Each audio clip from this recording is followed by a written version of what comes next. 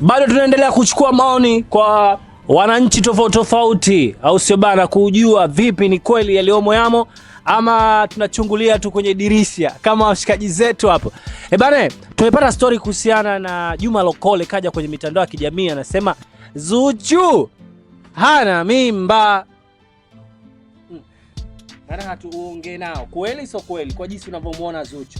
Kwa mimi jinsi ninavyomuona naweza nikasema kwamba Zuchu upande mwingine unaweza kusema kweli ni ana mimba, upande mwingine hana.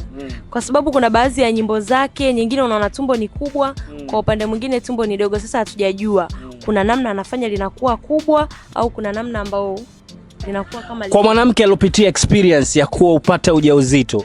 Wewe ushakuwa na mtoto? Yeah. Unamuonaje? Maana yake mimi nikimwangalia maana kanenepa, mashavu, mwili, mabadiliko. Ukimwangalia hata pua yake sasa hivi ni kubwa, yani kama nenenene. Kwa hiyo tunaweza tukasema ni kweli ana mimba. Kwa hiyo kigezo cha kwanza ni nini? Pua yake. Kwa hiyo ulivyosema kwamba kwenye video zake anaonekana mara mwembamba, mara mnene. Mara anakuwa. Jamaa alikuwa anangangania kweli inaonekana. Kangangania mpaka kapata. Balaa zito hapa mjini hapa. Vipi mama mtu hapo business kwa Ozu jamani? Unajua kabisa wewe unapenda. Ngoma yake Ozu jamani mnaijua mpya. Big up sana kwa mshiaga. Ila kwa mimi hapa namtakia hongera. Cha pili anatoa mafundisho kwamba wanaume yani wasiwananiliwa wanawake. Sio na yeye amekaa na huyo mchumba wake kwa muda mrefu mpaka dakika hizi za mwisho amepata nini? Mtoto manake hajamkatia tamaa wala kuonesha dalili zote za kunaweza kumsaliti. Kwa hiyo wanaume mjifunze kitu hapo.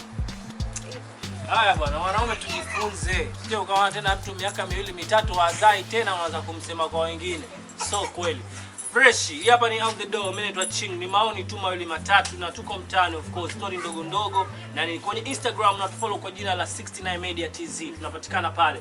Lakini kwenye YouTube unatupata kwa jina la 69 Media Pro. Inakuwa ni ubabe sana. Kwangu mimi Wiz Ching, unanifollow kwenye Instagram andika Ching Wiz. Umeelewa vizuri, lakini kwenye TikTok andika Awote. Facebook unaandika Wiz Ching. Inakuwa ni ubabe sana. Kwenye mwezi ni mwingi sana. Mnasemaje? Kama kawaida. Unyade.